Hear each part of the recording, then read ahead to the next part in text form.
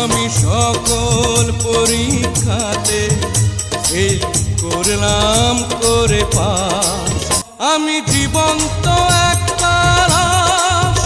এই চরম দুঃখীর মতো সুখী মানুষ এই পৃথিবীতে আর নাই। আসলে বিষয়টি হচ্ছে ভাই, আমি এতক্ষণ যতগুলো বাক্য বললাম প্রত্যেকটা বাক্যতেই আপনারা পাশাপাশি দুইটি বিপরীতধর্মী শব্দ বা ধারণা লক্ষ্য করেছেন। যেমন আমি ফেল করলাম করে পাস, আমি জীবন্ত একটা লাশ, আমি চরম দুঃখে একটা সুখী মানুষ। আর এখানে প্রত্যেকটা অংশ হচ্ছে একটি অপরটির বিপরীত। আর এইভাবেই কোনো বাক্যে যদি পাশাপাশি দুইটি বিপরীতধর্মী শব্দ বা ধারণা ব্যবহার করা হয় তাহলে তাকে অক্সিমোরন বলা হয়। তো আমি এখানে অক্সিমোরন জাতীয় কয়েকটি সেন্টেন্স দিয়ে রাখলাম, আপনারা একটু কষ্ট করে লিখে রাখবেন। আর এই বিষয়টি যদি আপনি বুঝতে পারেন তাহলে আপনি সত্যি পুরুষ না, আপনি হচ্ছে মহাপুরুষ। আর এটিও হচ্ছে একটি অক্সিমোরনের উদাহরণ।